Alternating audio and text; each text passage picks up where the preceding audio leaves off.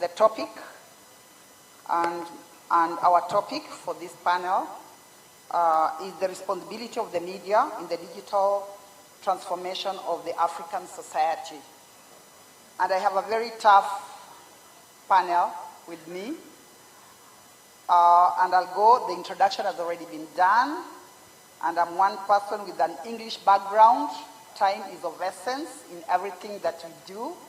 So I'll go straight to the panel, and I'll start with the Director General of Rwanda, of Botswana Broadcasting Services, Raymond Sheko. Raymond, the matter before us is the responsibility of the media in the digital transformation of the African society.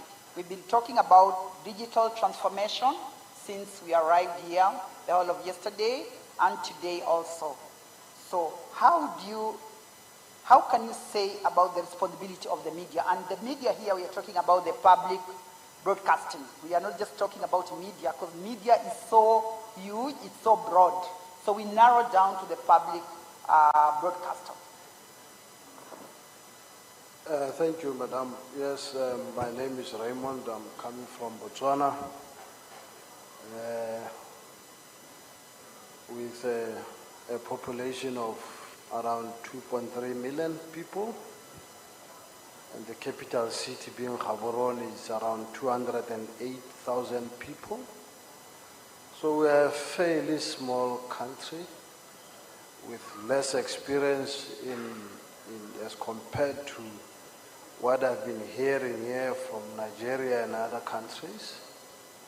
So don't expect much from the perspective that I will be coming from, because it is coming from a very narrow establishment of media. But however, we do participate and understand where the world is, and we want to be there. And as such, we maintain that the media has a role, a fundamental role to play in the transformation of whatever kind of the society. In fact, the media is a social institution that cannot be divorced in anyhow from the transformation of any society. So therefore, the responsibility remains as it has to. We play our role as a part of critical social institutions. And there is no way in which we can believe that media will never be relevant. It is relevant, and it will remain so as a social institution. However, probably we should be talking about us as public broadcasters, to the extent at which we remain relevant and remain responsible for ensuring that digital transformation is adhered to or maintained or retained and executed as it's supposed to. Otherwise, in the likelihood that we want to turn our blind eye into digital transformation, we'll be in a different planet. Digital transformation is here with us, we feel it, and we have to participate and ensure that we stay relevant to our audiences. So the challenge that we have as we speak now is, how then do we ensure that we are quick enough to adapt to the ever-emerging digitalization processes? So in our view as Botswana, for example, we've been running one channel, one television channel, and two public broadcaster radio stations, 3 private. Last year, October, we introduced 2 television channels. Now we have 3. In response to decongesting our content to be a little bit more relevant to what people want or what audiences expect. And we know for a fact that fragmentation of our audiences have been consumed by the digital platforms. And it is our intention to make sure that we impose ourselves to these platforms so that we are able to reach out to the audiences. If you have our news channel and we don't participate and impose ourselves to the YouTube, to your social media, to your streaming services, then we are not responding. And as such, for us, as a broadcaster, we must be responsible enough to be able to participate in these platforms, because otherwise we will remain irrelevant. Thank you. Thank you very much, Raymond. And you've already said it, the digital transformation is here with us. We cannot run away from it. Picking from there, Dr. Ayub Rioba Chacha from Tanzania, the DG of Tanzania, I'd just like you to tell us about, you see, the society, the media is there for especially the public broadcaster, is there for the common good, for the wider audience. That is the society, the top, and those ones who are down there. When you're talking about digital transformation, the responsibility of the media, are we going to trash the principles of the media, the ethics of the journalism? Because when you talk about opening the space, how many people are we looking at who are embracing this digital transformation? Are we just going to talk about a few people who can be able to access internet? Because they're looking at a wider picture, a wider audience, where we have a population. For example, in Kenya, we have a population of around 50 million, for example. Everybody has, for example, 3/4 or let's say half have their smartphones. The rest do not have smartphones. So when you're talking about digital, how many people are we looking at? And as a media, how are we going to ensure that this wider audience gets the right information? Information that is not fake, information that is not disinformation or misinformation. Asante sana. Kwanza hilo ni swali moja muhimu sana ambalo tunatakiwa tulijadili. No, sorry. I'm told there's no Kiswahili translation here, interpretation.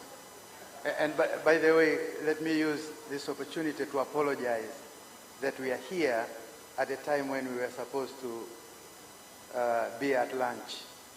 And probably some people are looking at us as the alternative for lunch. But I'm sure we will. Now, I think these are very important questions that you are raising. And looking at the topic itself is quite broad. And I don't think we have time to do justice to it. I'll just focus on the line of questioning that you have directed at me. But let me also share, because these issues have been discussed by previous panelists. Let me start by sharing with you some examples. When we talk about the digital transformation, generally speaking, there is the general transformation, the digital transformation, which involves policy changes, regulatory framework, infrastructure in the country. Speaking about Tanzania, for example, we have, this panel has it is on this panel that we have the first female moderator. And in Tanzania, for the first time, we have a female president, Dr. Samia Suluhu Hassan, whose dedication is actually digital economy. And this has translated in various forms, improving infrastructure. For example, the entire country, as I speak now, has this internet superhighway. And as I speak now, the drive to have mobile telephony in every village in this country is quite high. And also the rural electrification. I can tell you, about 7 years ago, if I'm not mistaken, 7 or 10 years ago, only 7% of rural people had access to electricity. But as I speak to you now, Right now, I think we have over 50, and if you Google, you'll see Tanzania is where the fastest drive for rural electrification is taking place today. And that has a meaning when it comes to digitization of society. Now, all these have implications. You talked about people not having mobile phones, but I'll tell you, I've done research. Mobile technology is one of the, the most easily accepted. It was easy to be accepted. It may be expensive, but it has been quite accepted by Africans. Why? Because it has something to do with communicating. We are good at communicating, especially oral communication with our loved ones, etc., etc. Now, at the beginning, your point is valid. When mobile telephony came, not everyone could access internet. But as I speak today, you are increasingly seeing mobile technology making it easier for even simple mobile phone sets to have access to internet. And as I speak to you now, in Tanzania, statistics show, recent statistics, 87+% of Tanzanians own a mobile phone. And I don't think that is small. But 50%, over 50% of Tanzanians now have access to internet. If you look back, in a few years ago, that access wasn't that much. Now, the last part of your question, it is true. I did a study about fake news in Africa. It's in a chapter of a book where I found that despite the benefits of ICTs, digital platforms that have enabled people to communicate, enabled people to create content, share content, and broken the bureaucracy of the past, still we have the flip side. And I think the previous speakers gave the flip side of digital media. This is something I believe our mainstream media have a role to play, particularly public media. And number one is to also be part of the digital media platforms, like we have done at TBC, to make sure that we are, taking a lead, and we are the most reliable platform when it comes to digital information. Maybe I end there for the moment. Okay, I'll go straight. Thank you very much. I'll go straight to Ahmed Nadim, the Secretary General of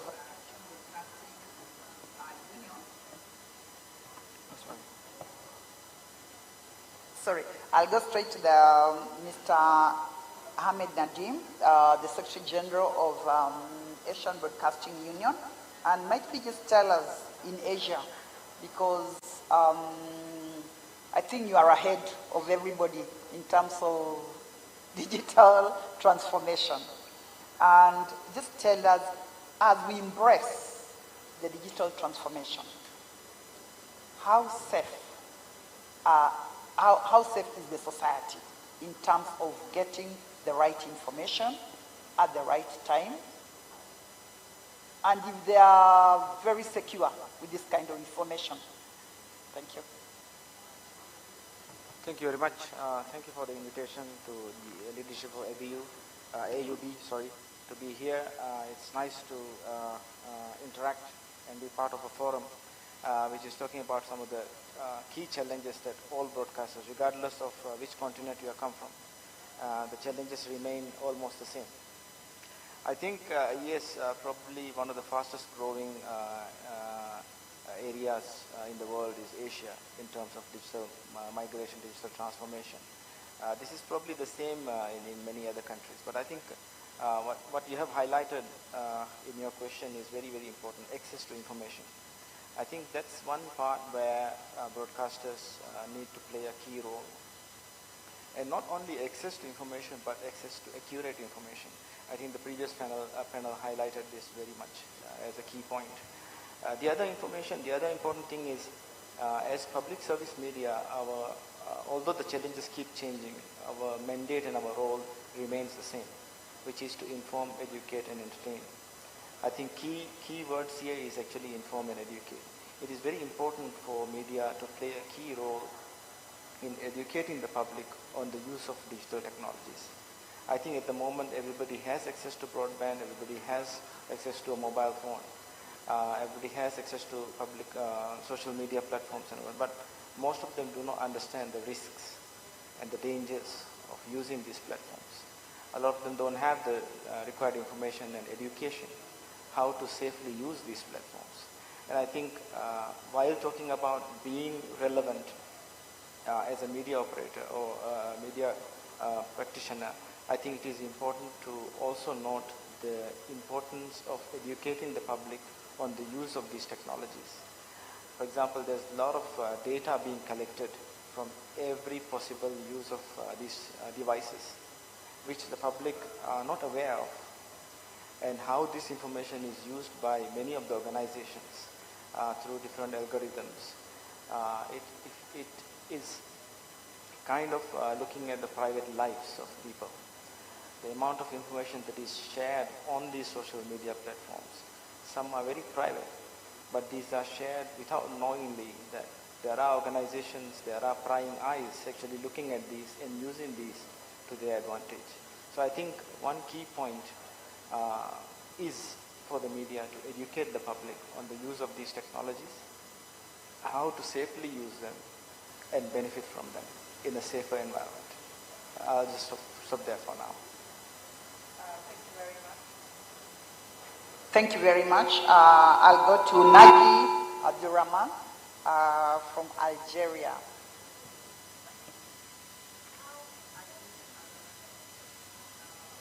How are you going to tackle the issue of responsibility?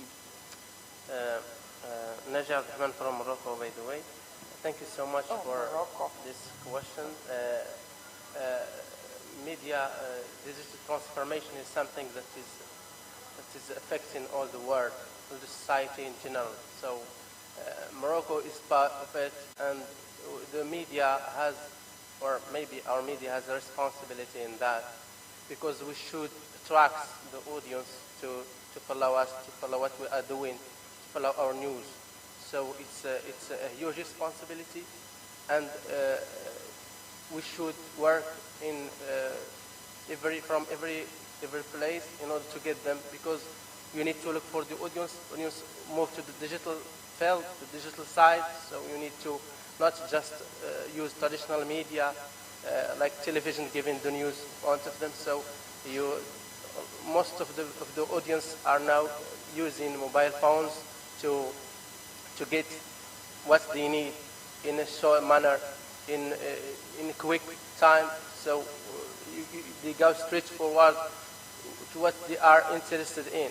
So you have the responsibility to work on a mean that's the use, which is the mobile phone, and at the time you need to adapt the content that you are sending to them in a manner that will attract them. So it is something that is not easy to do, but with the new statistics and with the new things like data analysis, that's help us and help media managers to look for the audience, especially the youth people now.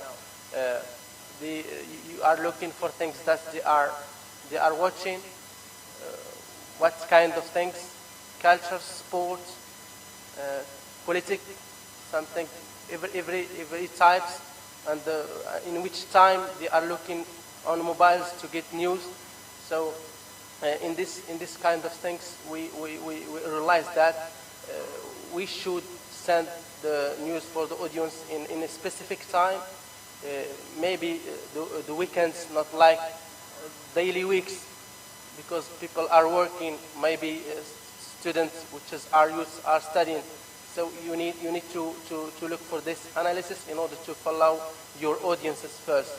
And then you need to do formation and training for your journalists in order to give them the content, because there is now free videos, which is just for people who are not just taking videos in streets and giving information in real time.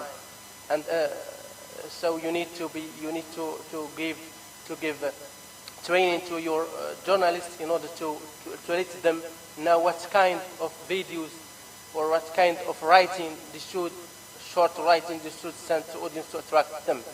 And this is not just easy, but we should work on it. We will have the responsibility to follow, because it's a tendency that is taking place in all over the world. So we should be aware, first of all, in order to make the traditional media as the source of information, because there's credibility in it.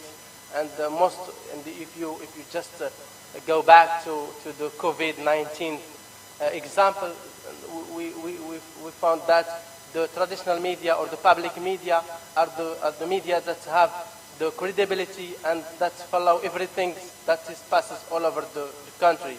So this is for responsibility for the media. I think the public media are responsible. And for example, in Morocco now, we are following the path by doing a website that is concerned with all that stuff, with all the news in video and in a writing, short writing message, in order to let the audience know. And at the same time, we have the live streaming of our channels, and you can get what you want. You can get sports, you can get politics, you can get news, you can get films. So there is diversity of offers that will let the audience go to the things that they want without letting them looking for others that maybe not good for society. Wow, thank you very much, Naji from Morocco. And I like the way you've put it, that we must be competitive. The public broadcasters must be competitive, the way they put information out there using the digital platforms. And I like the way you said it should be good content that will attract, so that people are not, they don't leave the platforms for the national broadcaster and go looking for other content that has not been verified. I like that. Coming to you, Raymond, in Botswana, as much as we are embracing the digital platform, can you say that the verification of what the audience, for example, in Botswana is watching, apart from the content that has not been put out there by the public broadcaster, would you say it is verifiable in the sense that people believe in it and not believe on what your digital content that you put out there looks like? Well, one of the major challenges that public broadcasters are facing is these self-proclaimed journalists that we see on social media. But we say they are self-proclaimed because they are not qualified. They have never been in the space of media or trained or experienced. And we say they are self-proclaimed. But visuals are factual. And that's where we have challenged them. As a public broadcaster, we have the same challenges and experiences whether we have 700 channels in a country or 30 or what. There's similarities in terms of even what I heard in the previous panelists. So what is important now is, like my colleague has said, is the extent to which we have to stay relevant and credible. And for that, we need to package ourselves and brand ourselves as a public broadcaster, as the most credible news disseminator of note. Even though politics has channeled us in a way that we need to avoid controversy and hold them accountable, but at the least of it, we have to stay relevant and provide content that is social uplifting and developmental in nature, because I tell you, audiences will never get it anywhere except through a public broadcast. Social uplifting and developmental content is our key content that we are not going to compete with anybody, whether anybody, private and self-proclaimed. So that is, but even though it's social uplifting and developmental and is our responsibility, but it must be appealing.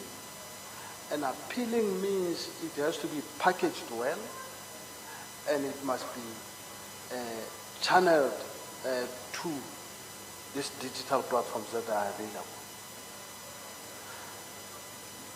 Unless I missed something in your last part of your question. I think you've gotten it correct. Thank you. Daktari, in Kiswahili you say daktari, meaning doctor. From where you sit at the Director General of Tanzania, we need to be responsible as media in terms as we embrace digital transformation. How are you going to ensure that the content put out there is creative, there's innovation in whatever you are doing, but also it's content that is credible, reliable, and people, the audience, will believe in what you are putting across there, as opposed to the self-proclaimed content creators who just put anything there. Nobody is there to verify, nobody is there to actually censor, and it is thrown there to the world and to the society. And sometimes it's very negative and very offensive. Thank you. Let me also add to what my colleagues have said. When you look at the environment, the ecosystem we are talking about here is characterized by multiplicity of channels and platforms. You know, they have been mentioned here.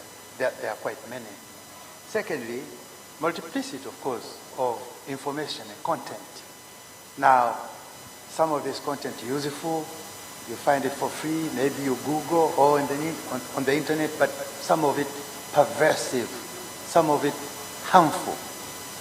And also, I think the previous panelist, it was Sud, I think, who mentioned that our audiences are no longer the same audiences we had in the past. That it's like, if you put out information out there, then there will be millions of people waiting to listen or to receive that information. Our audiences are no longer like that. So they are fragmented. And someone also talked about the fact that when you look at research, only people 40s and above,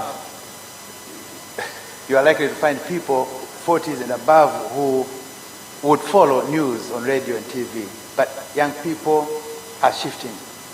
Now, once we realize that, it's important to make sure that we respond to these realities, because these are realities. And I normally tell my colleagues that, yes, if you think young people like a particular format of presentation on radio, if that's what's popular, you can use the same format, but still you can have substance in what you're presenting. We are doing that, and by the way, a few years ago, we were far behind as a public media, and people thought public media is going to be relevant and all that. But I can assure you, as I speak now, we have quite a huge following in the country, and particularly on digital media. And we have, I came with a colleague here, she's young. We have young people there because they understand, you know, the culture of information sharing on social media. So I believe that my friend talked about creating quality content. And by that, let me finish with one important point.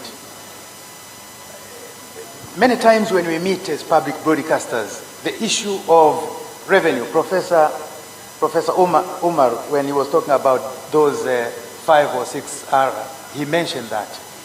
the issue of revenue comes up. Public service media primarily are supposed to be funded by a source that is reliable and sustainable. And even the traditional sources, for example, like licensing, they are being overtaken by technology. People no longer they don't need to have a television set or radio set. People access their information through gadgets. So many countries, I'm sure, are looking for different ways to fund public media. And I can happily share with you the fact that in Tanzania, the government itself has taken this issue quite seriously. And soon we will be taking a law to Parliament that will establish TBC. TBC was established by a presidential order, but now a law enacted by Parliament will establish TBC in order to identify reliable and sustainable sources of funding. And that's the primary objective, because the government understands and believes you need media like TBC, which protect your culture, promotes your culture, promotes your interests as a country, or promotes your interests as a people. Thank you. Thank you very much, Dr. Ayub. Might be the last one from Mr. Ahmed Nadim. Yeah, being told time is time is against us. So just the last one. What can you say about the responsibility of the media, the public broadcaster? No, I think Dr. Ayub has highlighted a key point. I know we all want to be relevant. We want to be relevant in the current age. But in order to be relevant, we need to compete with these giant players, for example, who are coming into the market, whose main thing is about entertainment. But when it comes to public service media, it's not about entertainment. It's more about information and education also. So in going ahead and competing with these private media or giant media organizations, we should not lose our key roles. Being true to the public, bringing the correct information, promoting culture, promoting the nationality, promoting peace, these kind of things. And I think the reason why we want to compete is because of the revenue part. In order to bring revenue, you need these eyeballs. You need to generate advertisements, advertising revenue. But it's difficult to find that balance. And I think there's a, as he highlighted, there's a role that the government needs to play in supporting the public media organizations, so that they are not hanged up dry to fund themselves by themselves, which creates a very difficult scenario, because the competition is not in line with the roles of public media. So I think that's very important. Thank you very much. I think I was told I should be out by 1:45, and I'm glad that I've only overrun by 3 minutes. And I really want to thank the panel. You've been wonderful. You've been great. The point that I would like to make is that facing the digital revolution, every country, every company, no matter how rich, powerful, or old it is, everyone is facing the same difficulties, the same problems. And problems are different from countries to countries, solutions are different, and all you can do is try and experiment to get there. So this is the experience of Italy. Please, next slide. This is a type of image where you used to feel safe with. Our program is on air, our voice is on the radio. TV and radio used to be our core businesses. Now the challenge is to go digital first, not radio, not TV anymore. Your first preoccupation is to go digital. And it's not enough to rest on your on-air laurels anymore. You need to innovate. Next one. The challenges are very different and complex, and they all come together to get you. You find yourself in a competitive news environment. You're not the only television anymore or the biggest one in your country. You can be challenged by small entities that do digital better than you. You need to address the young audience who are on mobile phones, and they're difficult to reach. They're difficult to get passionate about your offer. And when they get bored, they simply tap you out. So you need to avoid news avoidance and get them to listen to you on the digital realm. So your offer needs to be relevant to the political and social agenda of the country. You need to engage the audience. Figures are not enough. They need to grow. They need to grow on different media, on your mobile, on your computer, and you need to find and learn a new narrative, new languages. As it was said before me, the same thing you would do on television doesn't work on the digital realm.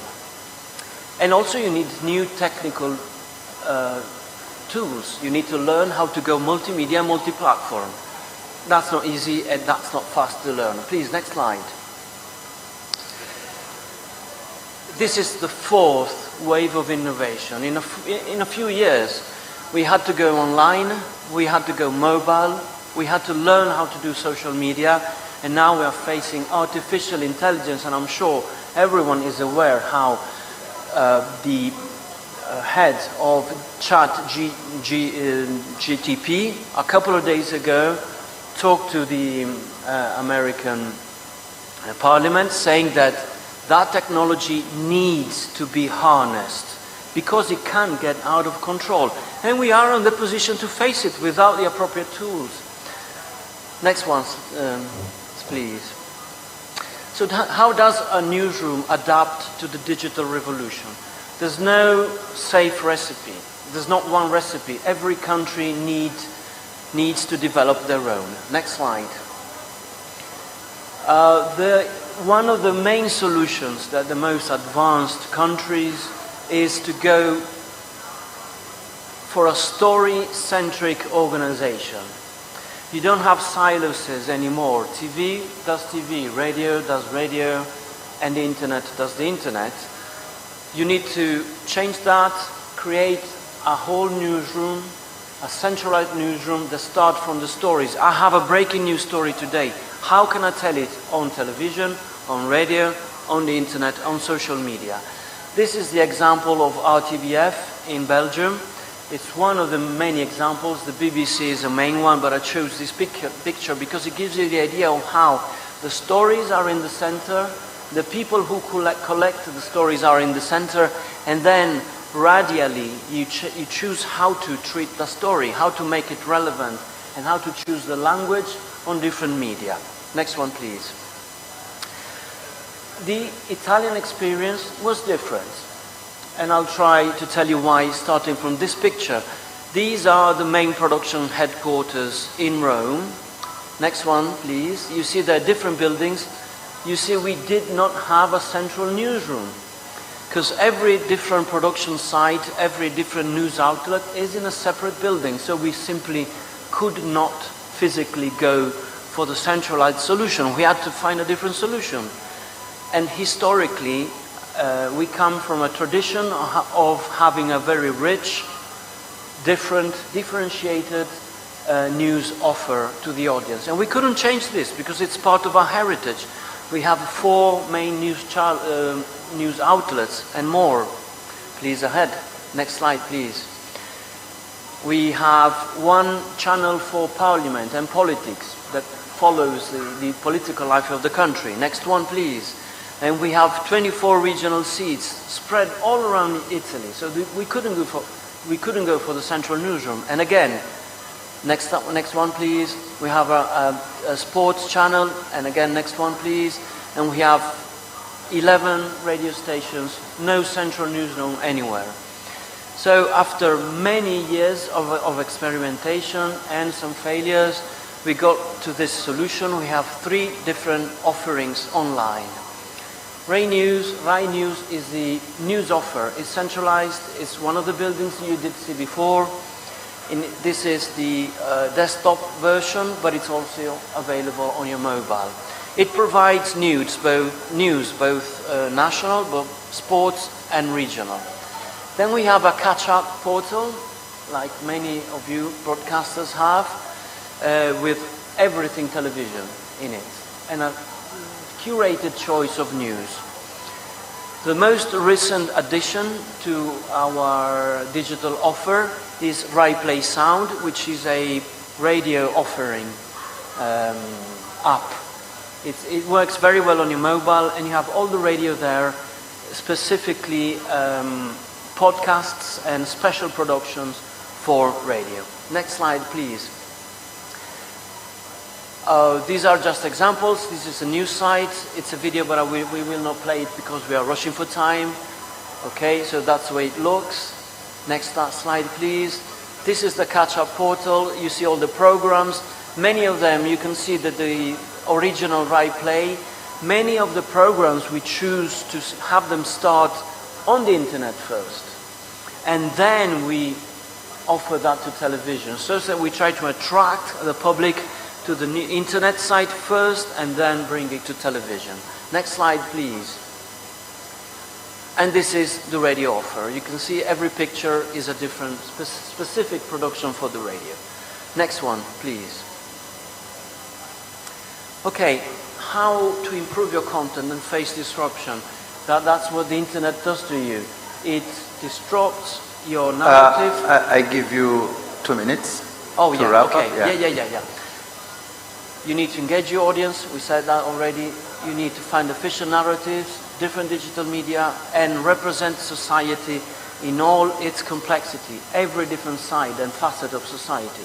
You need to talk to them, otherwise they will abandon you on the internet.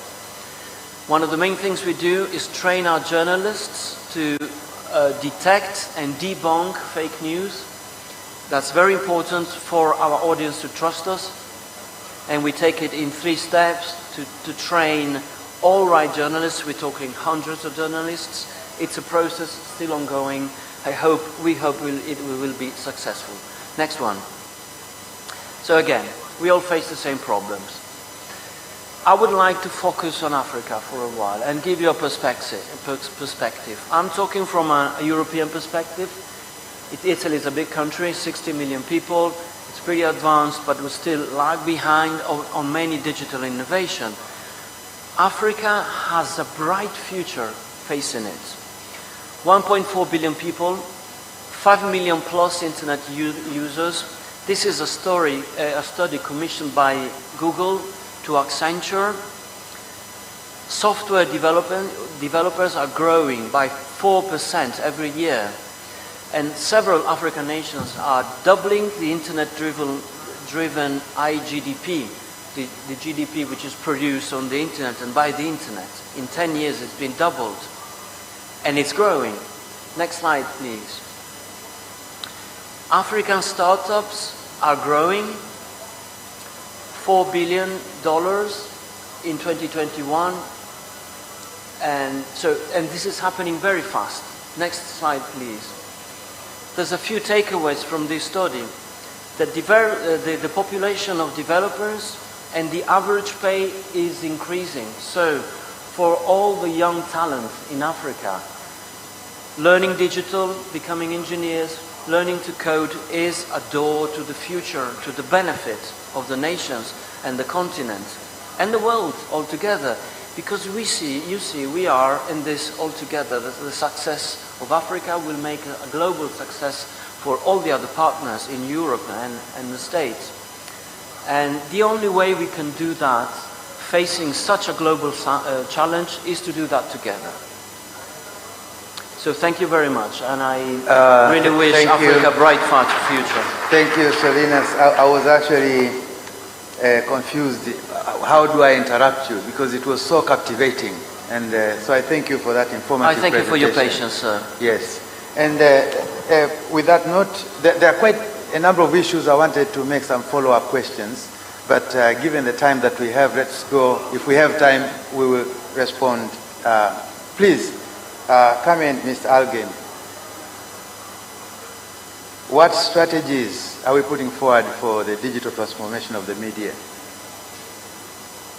given the media ecosystem that we have talked about?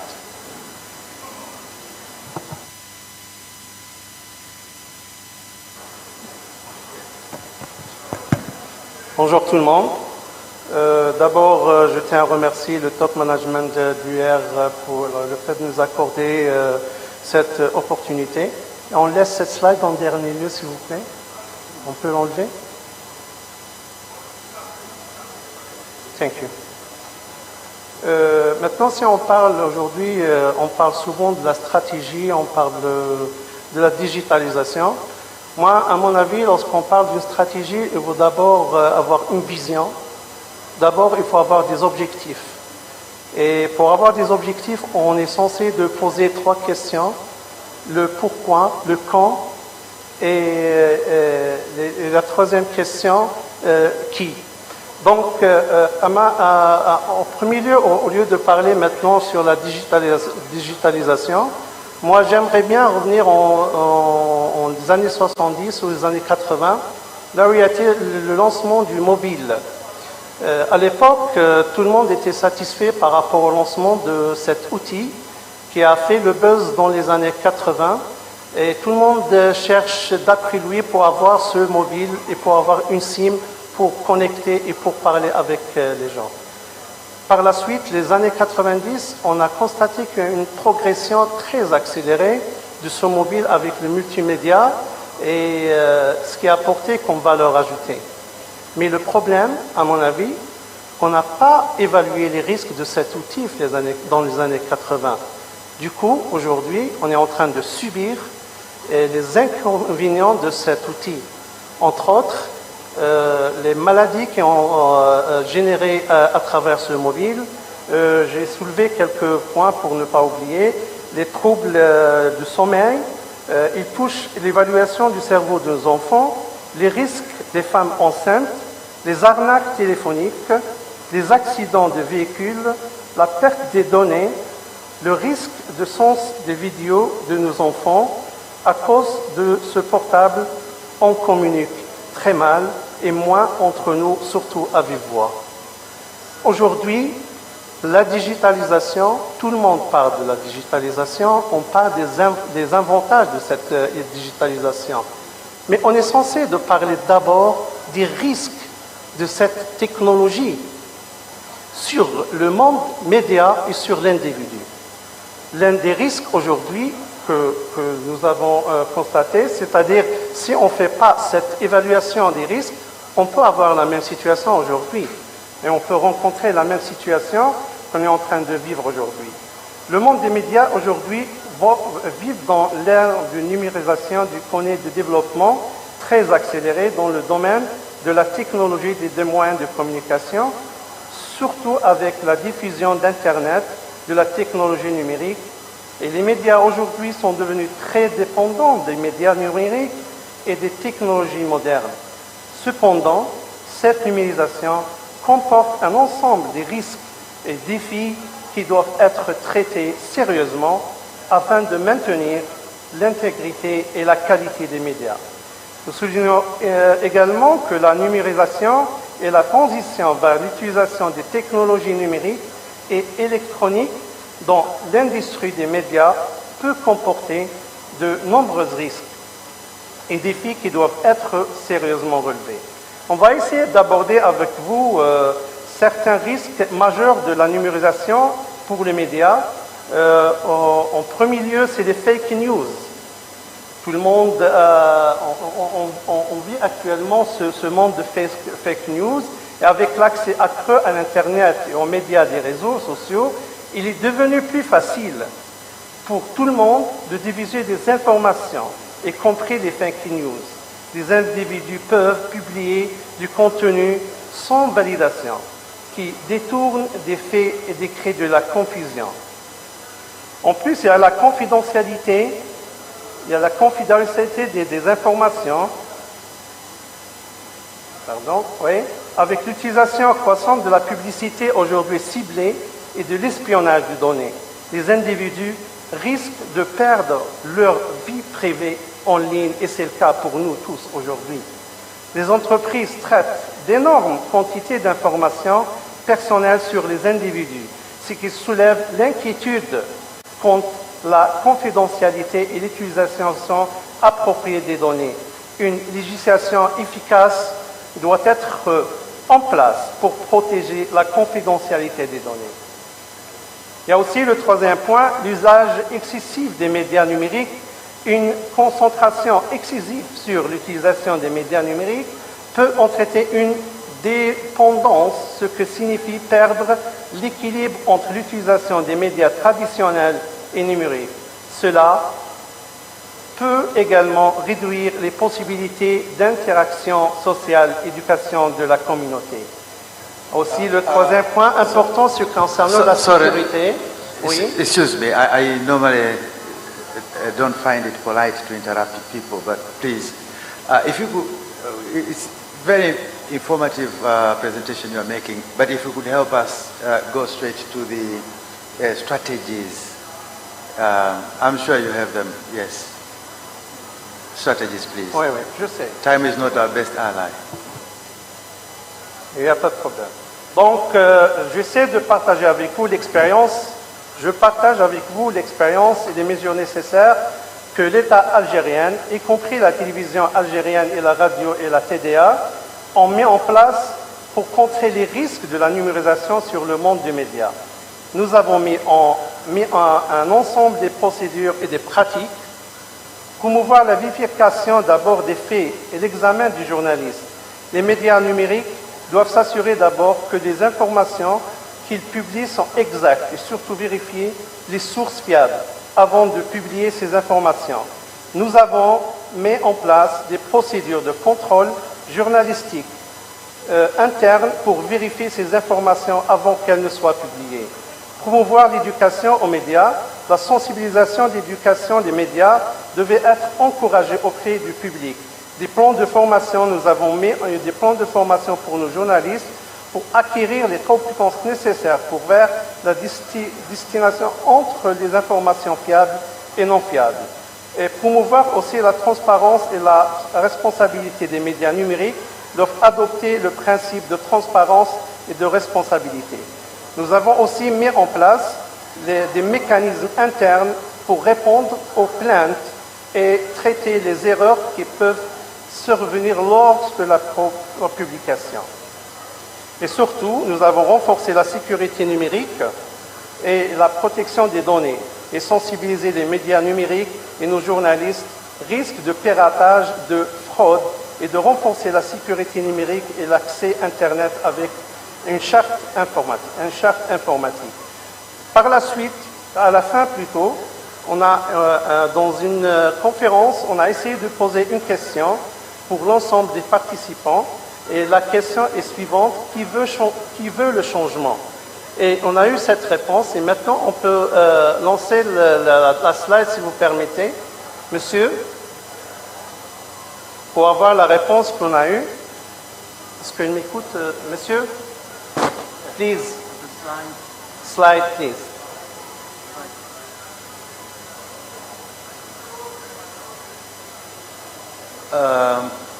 Voilà.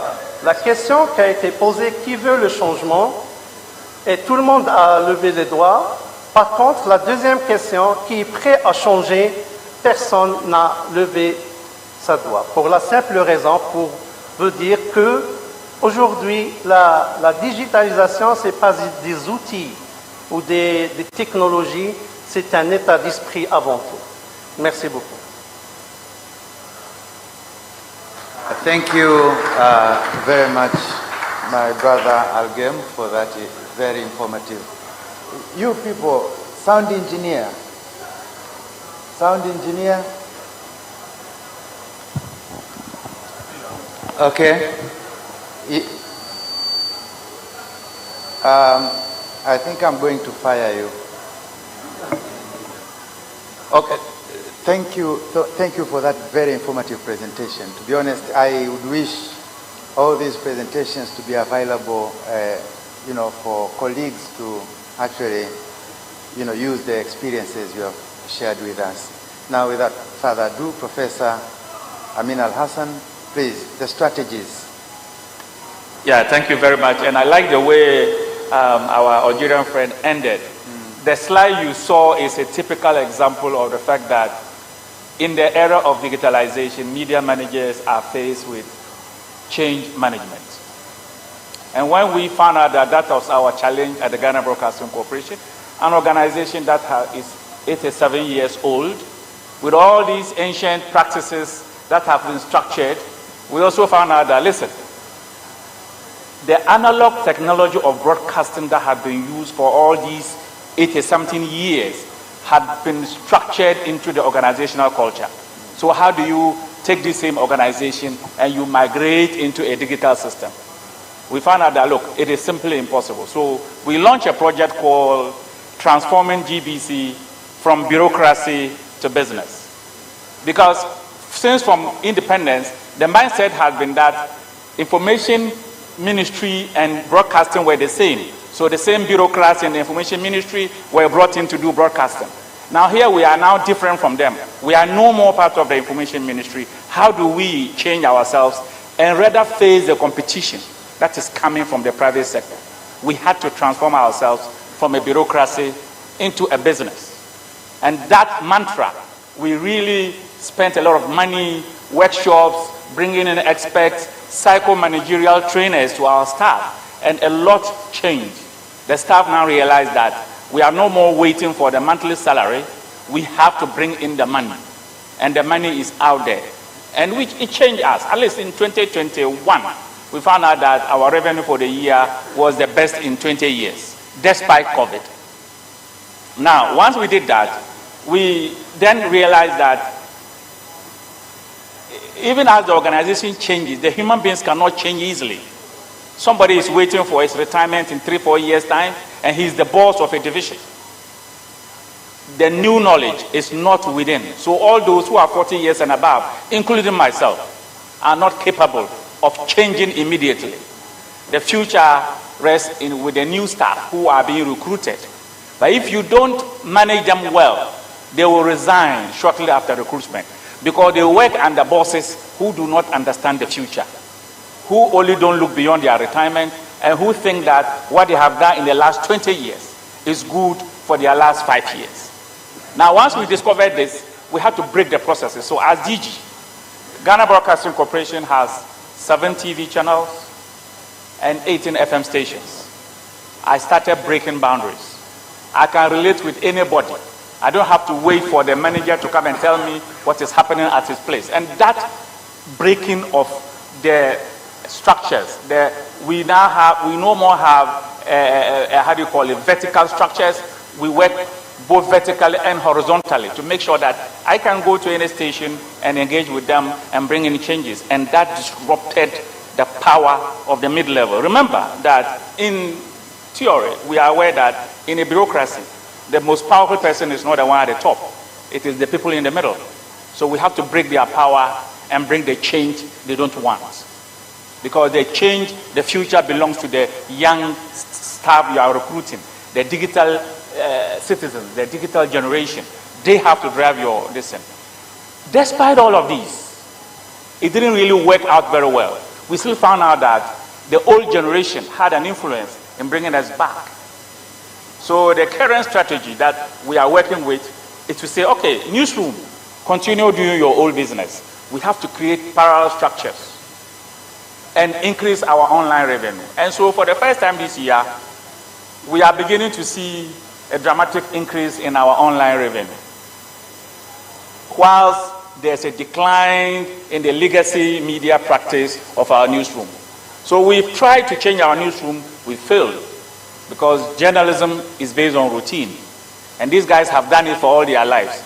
We have recruited young boys who didn't go to journalism school, whose best skills is how to reshape social media content and throw it out there.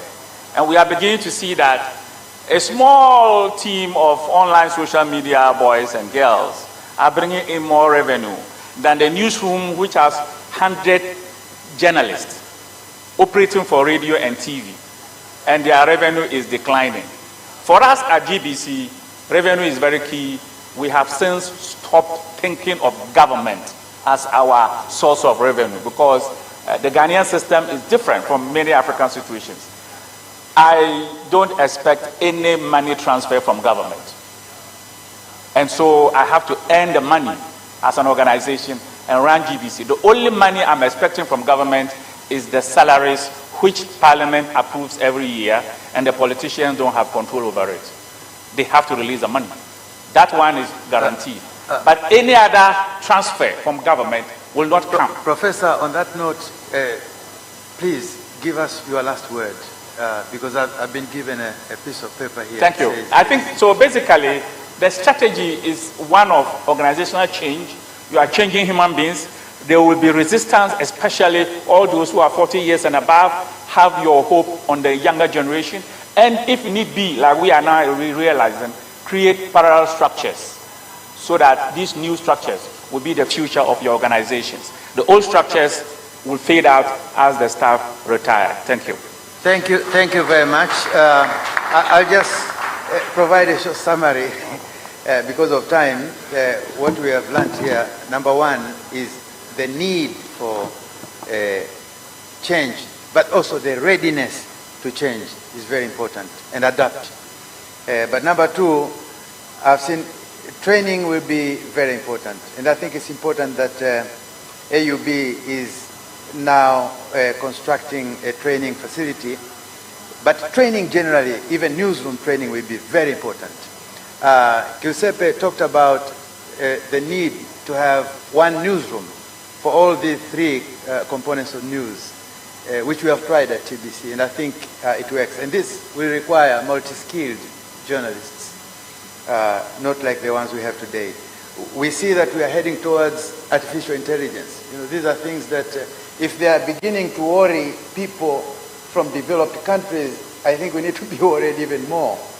Artificial intelligence. Of course, we know we have fragmented audiences and that we need even to change the formats of news presentation and a lot more.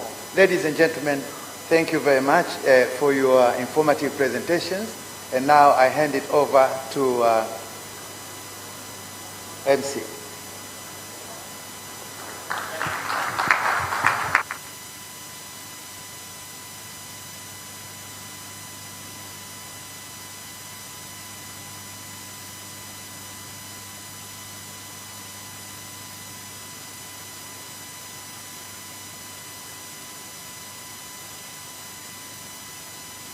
Kwa sababu mimi. Thank you very much. Beautiful discussion and a lot of slides flying. I wish I had opportunity of getting all of that so I can sit down and study more. I see a lot of things to be acquired as knowledge for me. Thank you very much. I know that if we're all human like I am, the worms in our tummies are actually complaining, because mine has been complaining.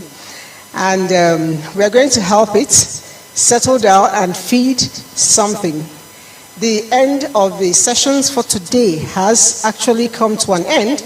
We're going for our lunch break. And right after that, the next session is only for the active members of AUB. It's an interactive session. But tomorrow we have another beautiful day. And I must assure you and promise you that tomorrow is going to be better than you saw it yesterday and today, because we have a lovely symposium and focus will be on cancer. I must also say we are very sorry because we didn't keep to our time. As broadcasters, time is of essence and we count in seconds. Today there were lots of interruptions, and we've been able to manage it, and I thank you all for your patience.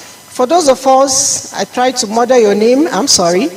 I am going to go back to learn the languages very well so I get your name correct. But for now, I want to start by saying bon appetit, then we take a walk. The ushers are outside to guide us to the right place to eat. Where we ate yesterday is not the same place we'll be eating today, but they are there to, assist us. So let's go and eat. Tomorrow in the evening, we have a lovely show. A lovely show. One that you don't want to, miss. It's going to be in the evening. It's just a wow, like we say. It's a wow. So I want to enjoin everyone to be part of it. If you're not here in the morning, you must just be there in the evening to enjoy it. But for now, bon appetit. Bye.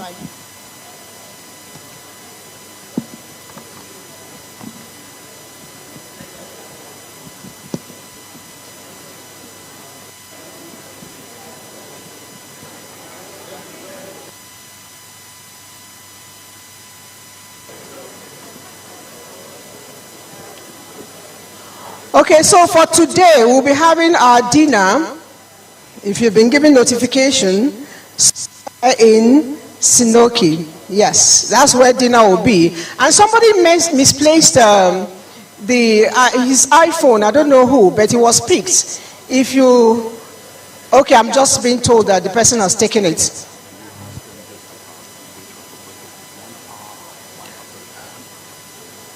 Okay, I already said bon appetit earlier. I'll say it again because I need us to go quick and eat because I know I'm very hungry.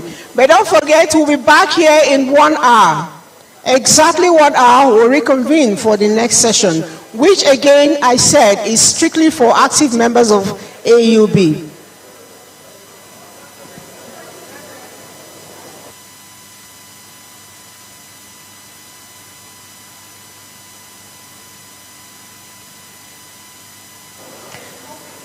The dinner today is at Sinoni Restaurant and is beside NTA. If you are not sure of how to get to the place, please contact any of us, we'll lead you. I told you in Nigeria, our special act is the act of hospitality. Thank you.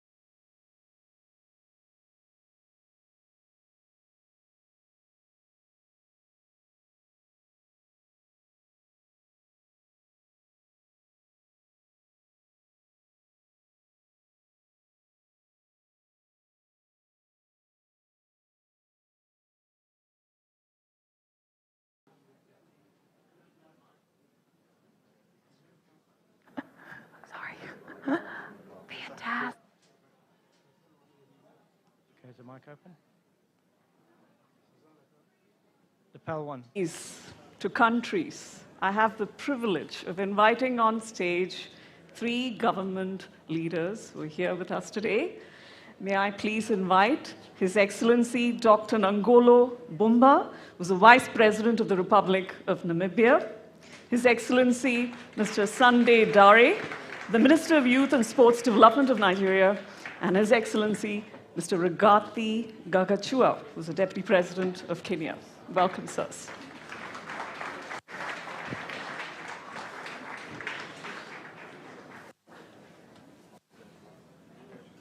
I'm going to be sitting here. Yeah, you can.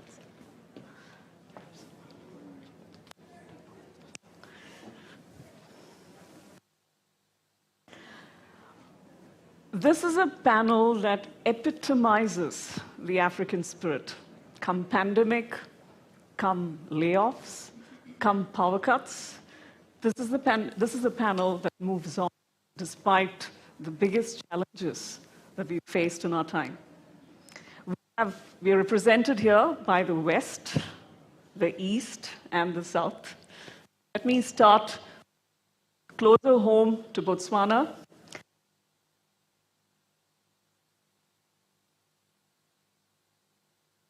Mimi nimevaa nguo ya orange. Sorry if, yeah. It's a population of 3 million. It's a smaller economy, but not significant by any means.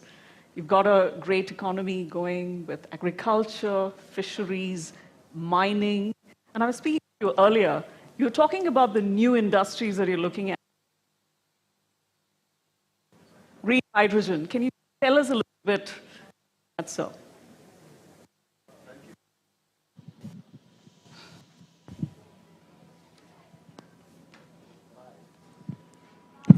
Yeah.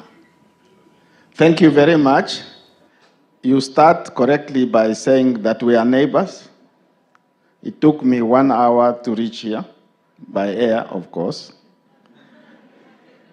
And it reminded me way back in the 1960s, I arrived in Botswana as my second country in those days of the struggle. And it was Christmas time, and we went to the shop to buy some bread. It was on the 24th of December. I can't say the year, it's because it revealed too many things, other things. And we were, of course, asking for bread in English. And the owners of the shop were saying, you Botswana fellows, you want to show off with your English. Speak Setswana so that we can give you bread. So I consider myself one of the locals.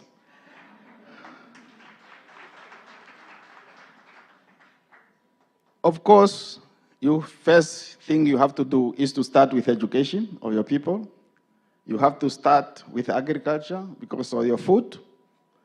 You have to organize your own structures of administration. And you have to have proper procedures in how to deal with them. But we are now approaching new fields of economy. Everybody is talking about green hydrogen. 3-4 years ago, even the pronunciation was not known. But we have the benefit of the coast, a long coast, the desert, the large area, and this period, people need energy, and plenty of it. And Europe needs it. So this week, or tomorrow, the President of Finland is coming to Namibia.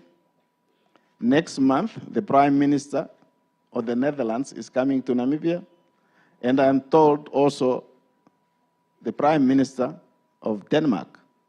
So we are trying first of all to train our young people, especially in technology. And we are not only training those who are at the university level, we are giving out scholarships like there is no tomorrow. Sure. And even some of this government are willing to give us money to give out scholarships.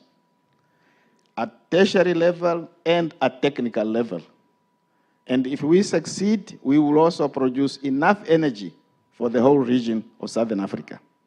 That's fantastic, sir. Moving from green hydrogen, let's go to the Hustlers Nation. Now, what is the Hustlers Nation? I was speaking with our Deputy President of Kenya earlier today, and he said, Kenya is a hustlers nation, and I always knew it as Silicon Savannah. But please tell us, you were elected and you came to power under William Ruto's government, the keenly contested election. And now you have a mandate, obviously, and you've also been a businessman in your previous life. But I'll come to that later. But tell us more about why you call it a hustlers nation. Thank you very much. The Hustler Nation is a serious economic movement that swept President William Ruto and I to power in Kenya against many odds. The Hustler Nation is about the ordinary people. People whose fathers are not known, their mothers are not known, they have no reference whatsoever. They're just people out there who are hardworking, who have a focus, and if given an opportunity, they can rise to be some people someday. That is the background against which the Kenyan elections were held, where the ordinary people felt that they had been marginalized because those who had been in power did not understand them. They had no nexus between the privileged and the underprivileged, and the people of Kenya felt that for them to make progress, for them to be involved in the decision-making table, they needed one of their own, an ordinary child, born in an ordinary home, brought up in an ordinary manner, to be president, to create an opportunity for other people with ordinary background someday to be men and women of substance.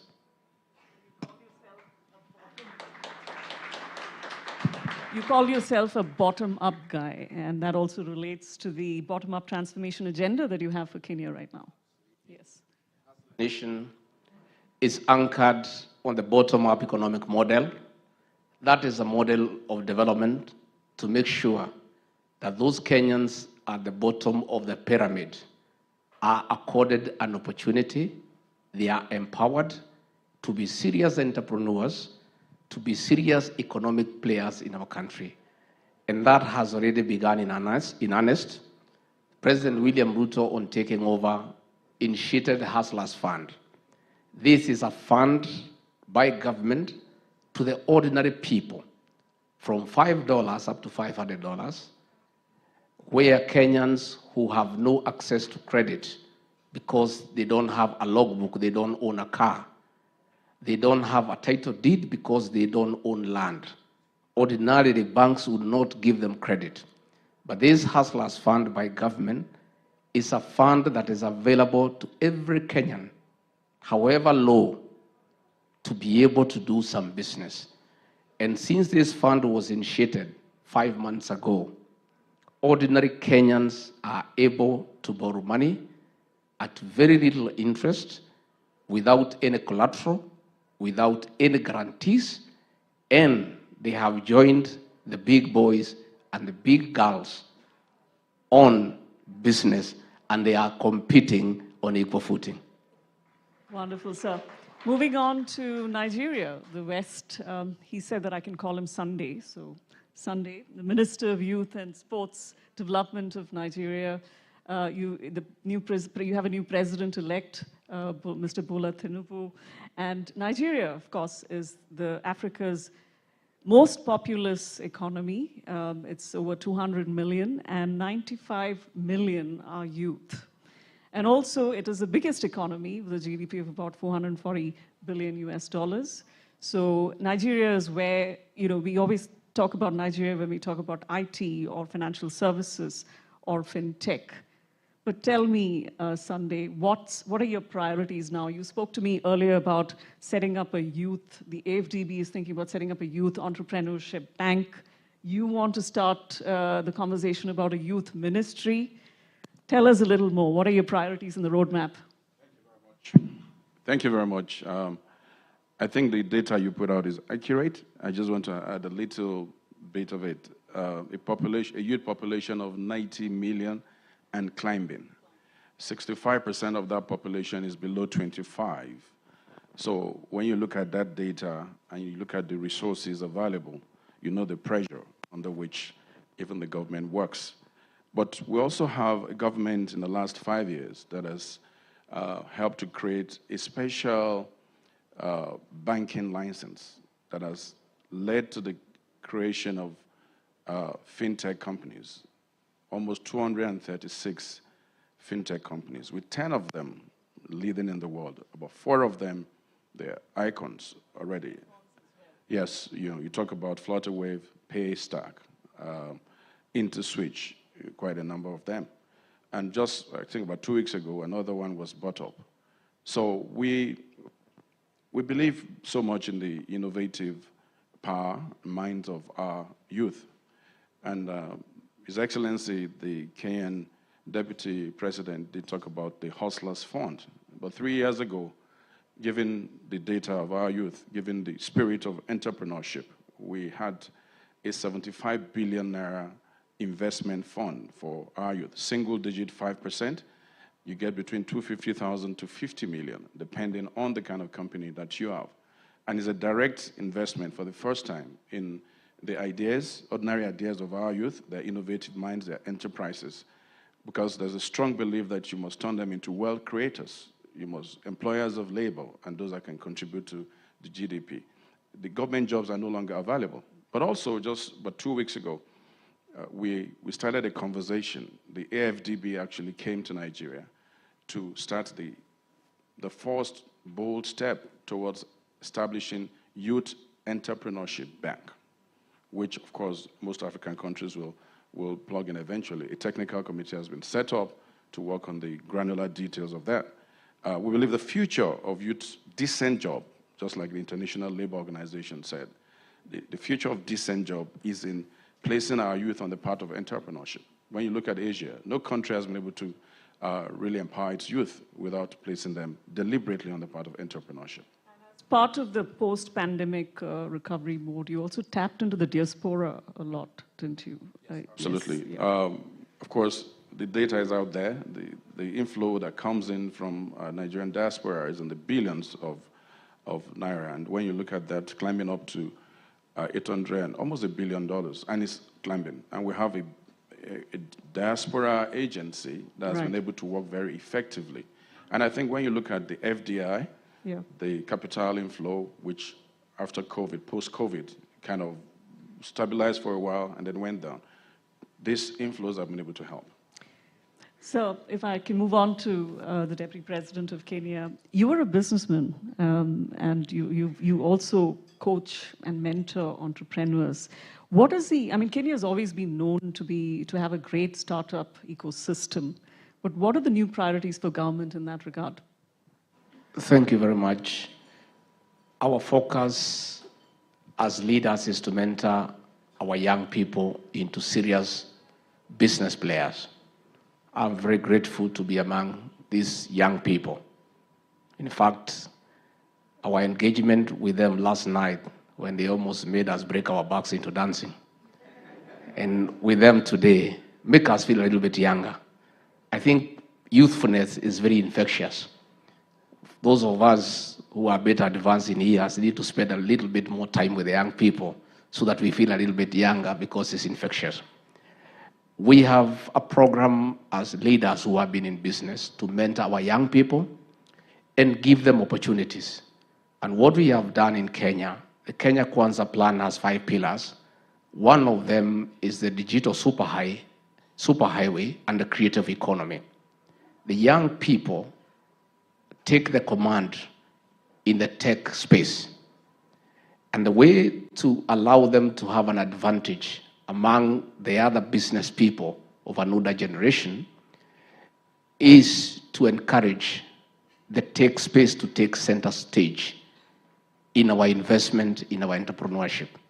And what we have done in Kenya is that we have agreed as a country to to digitize all government services so that our young people can take center stage. We have also agreed that the young people through the Hustlers Fund are given an opportunity to be given credit to compete in doing business with the government. As a result, we have made a conscious decision to reserve 30% of all public procurement for the youth, women, and people with disability. That means that all young people who are very energetic, very passionate, with a lot of zeal, have an advantage to compete for business. I started business at a very young age, in my years at the university in the first year. And I was able to buy a car in my second year at the university through prudent business practices. I see an opportunity for our young people that if they are focused, they decide what they want to do, they become go-getters.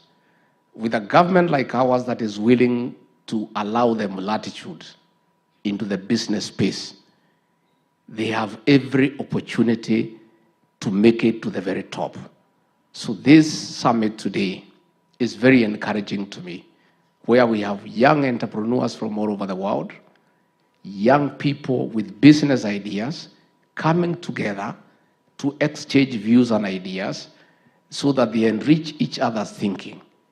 And I must tell our young people here today and the rest of the world, this is your time. Take your space. You must lead in all spheres. You must take leadership in business. You must take leadership in entrepreneurship. You must take leadership in politics. And nobody will come to get you from your house to lead. You must get out of your house and seek for leadership in all spheres.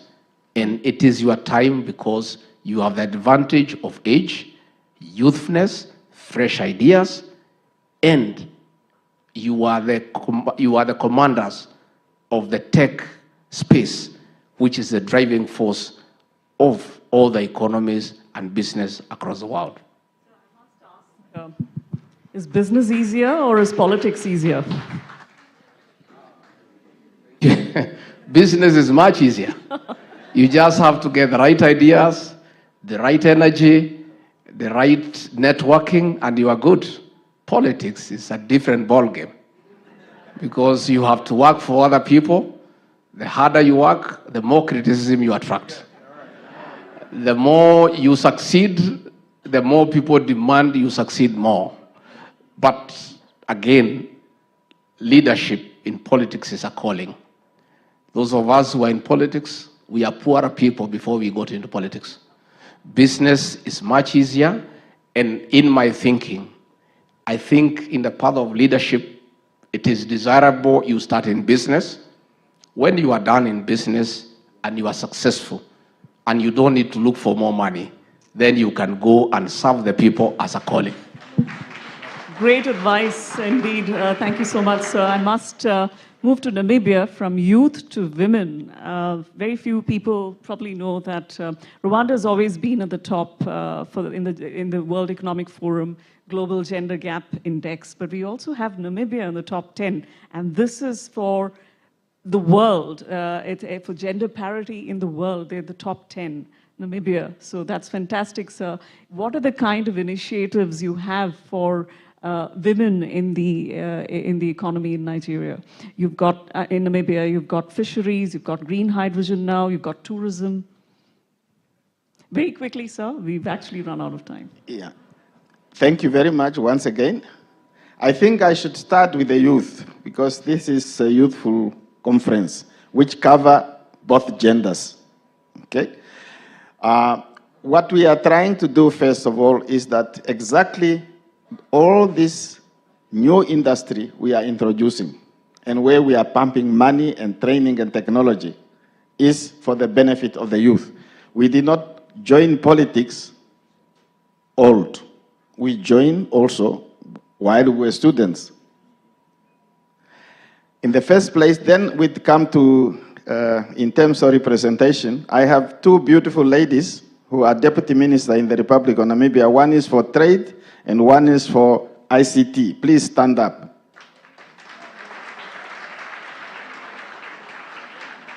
And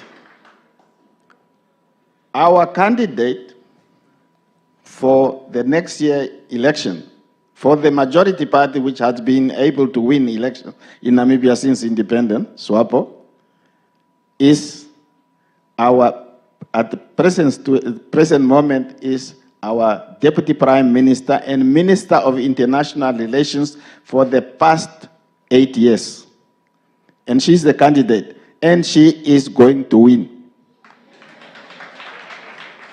And if the two deputy ministers are not ministers after next year, something must have gone wrong. Right. So we are, in terms of members of parliament, in terms of cabinet is almost 1-to-1. And in terms of parliament is almost 46%. Okay. So we went through the struggle to liberate all our people, irrespective of age, irrespective of color, irrespective of gender. And therefore, any country that is not taking care of their youth, that is not taking care of their daughters and mothers and sisters, it is going to fall behind.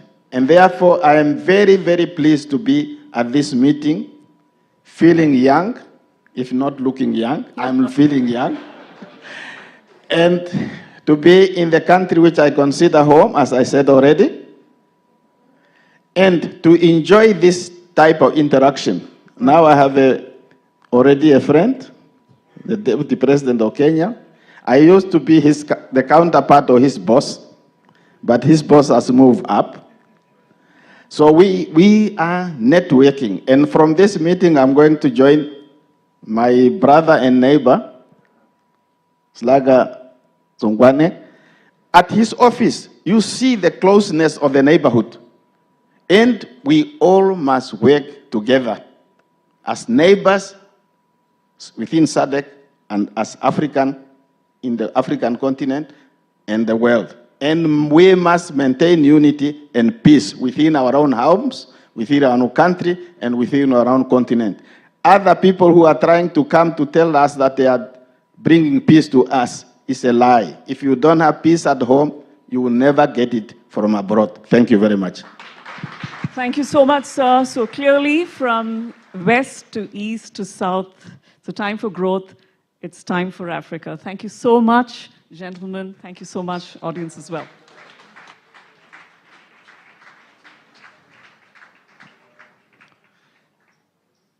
Ladies and gentlemen, please welcome panelist Maram Jeng.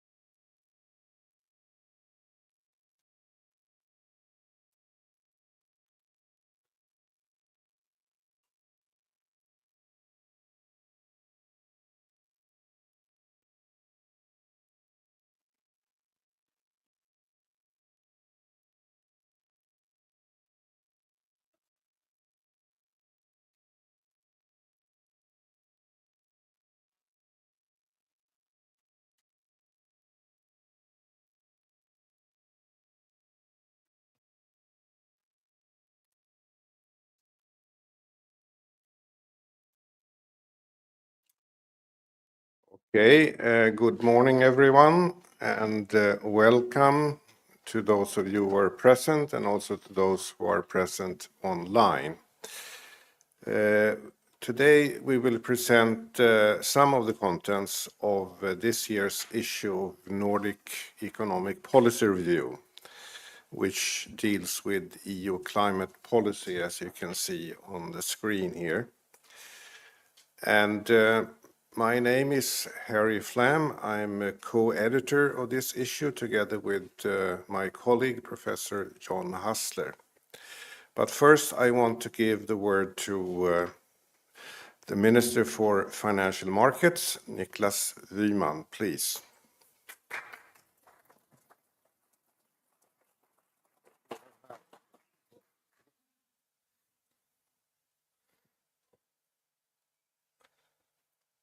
He took the issue so I wouldn't start reading it instead of giving the speech here. So dear ladies and gentlemen, dear Nordic friends, so happy to be here with you this morning on this beautiful day in Stockholm as well. So those of you who are guests, I hope you feel most welcome and have some time over to enjoy our city as well. Beliefs, feeling, intuition, values are of course crucial for all of us. When I woke up this morning, I didn't have to make a logical process for going out with my dog. I just knew that it was about time to go out with him, based on experience and based on my knowledge of dogs. And I guess many of you have the same problem every morning. And beliefs, feelings, intuition, and values are also, of course, important not only to do what to do, but also to do it in an efficient way. I mean, so many decisions to make every day, and if we need to do them with our calculus power in our minds, we would be stopped already before breakfast every morning. So there's nothing wrong about feelings or intuitions or values. They are, of course, necessary, but not sufficient tools to manage in everyday life and in policy and in policy making. So those are of great importance. But I had a teacher in mathematical statistics who always said that intuition is the worst thing you can have. It's the most dangerous enemy when you deal with statistics and math. And I guess many of you know the very famous example. And he told it, I think, almost every lessons actually when he had his 10 minutes argue on intuition. Do you know how many people there must be in a room for a 50-50 chance for a common birthday? And then he started, and since the evidence takes some minutes to go through, we after a few lessons knew it quite well, of course, that you need to be not 365 divided by 2, but you need to only be 23 people in the room to have a 50-50 chance of a birthday in one day.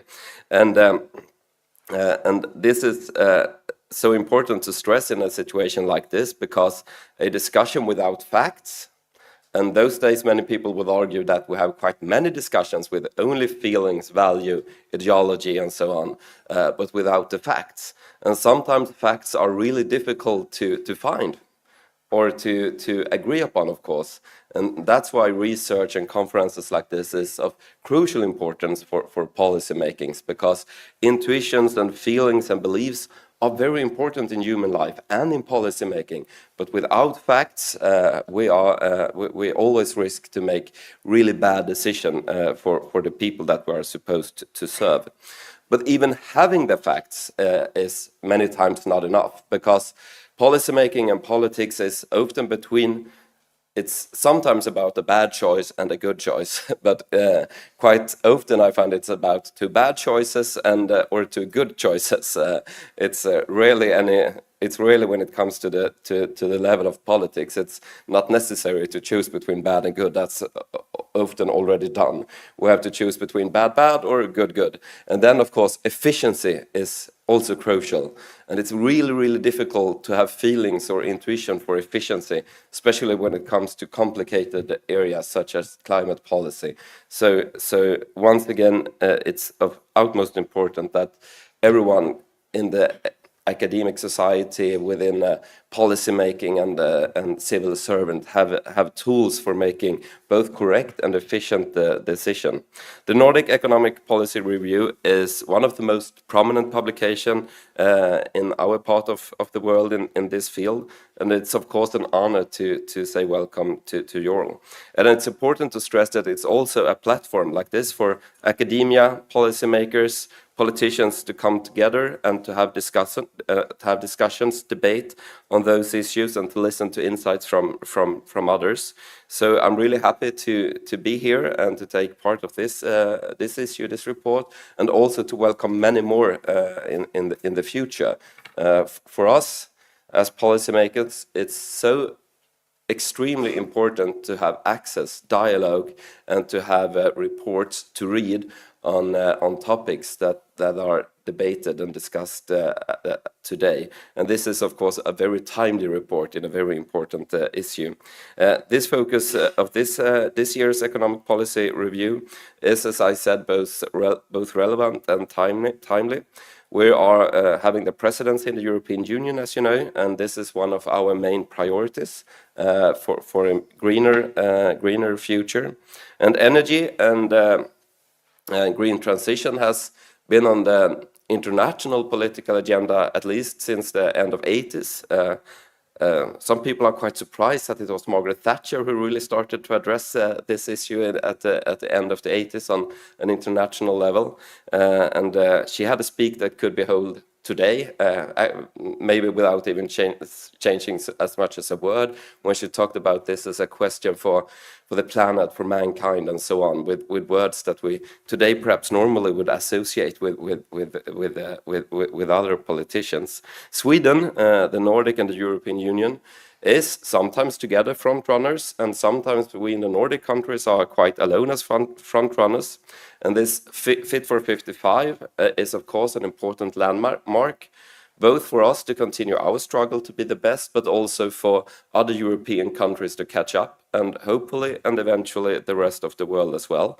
And I think this discussion we have here about leadership versus common rules is, of course, in the core of the question of what to do. So I'm really much looking forward to read and to understand more, and to join you also in the future for much of debate and discussion. And once again, this hard work, it's really much hard work to make such an issue. It's very appreciated. It's very important for us as policymakers, and also come together like this, having discussion, having debates, scrutinizing each other's arguments is of great importance, not only for the happiness of the mind, but also for the state of the world. So thank you so much for taking your time. And once again, welcome to Stockholm.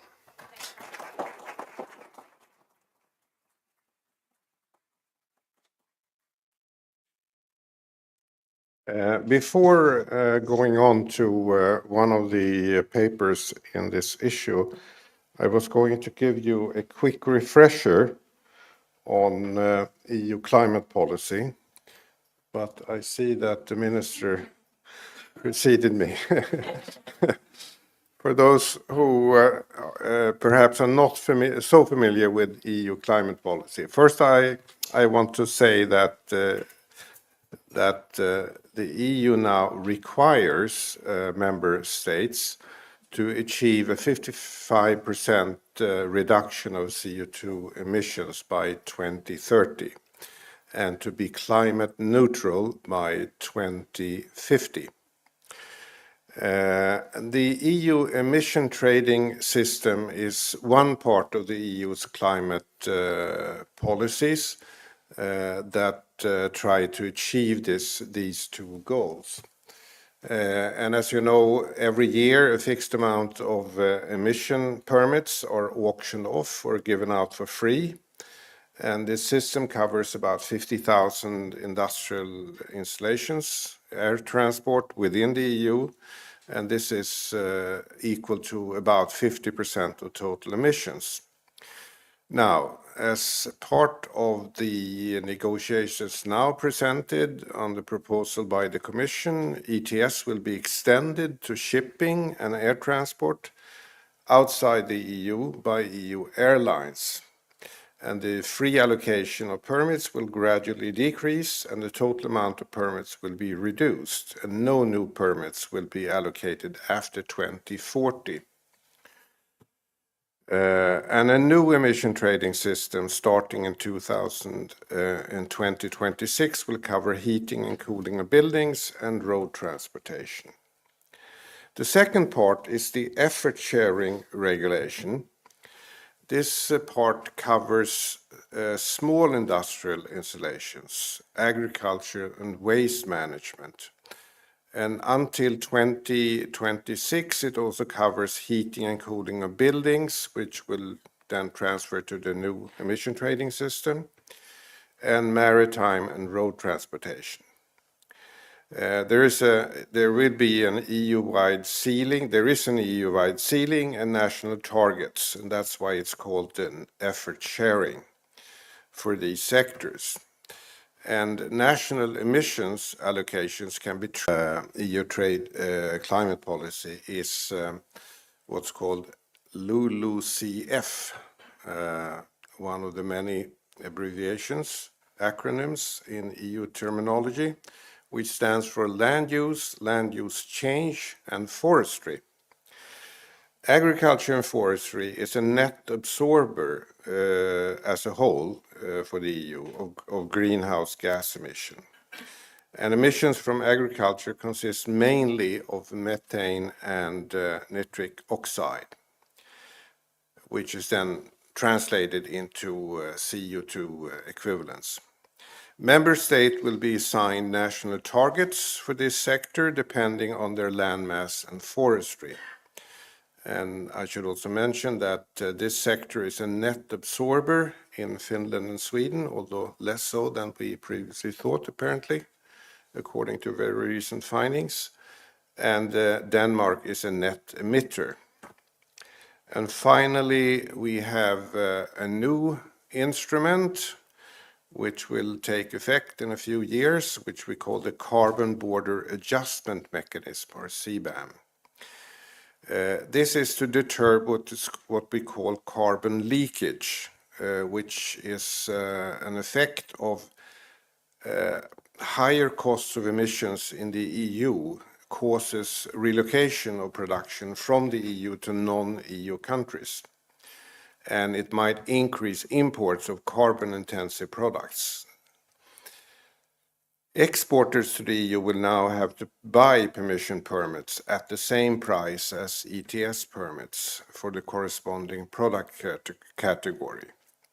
And this applies to, at least first, to heavy emitters of carbon dioxide, which is iron and steel, aluminum, fertilizers, cement, hydrogen, electricity, and some up and downstream activities. And free ETS permits will be phased out as CBAM is phased in. So now you know everything there is to know about EU climate policy, and we can go on to the first paper that we are going to present today, which is authored by David von Below, Björn Carlén, Svante Mandel, and Vincent Otto, and it's Svante and Björn who are going to be presenting the paper here today. Please, Svante. Thank you very much. Works? Excellent. Thank you, Harry. Thank you all for having us. Nice to be here. And as Harry said, this is joint work with David, Björn,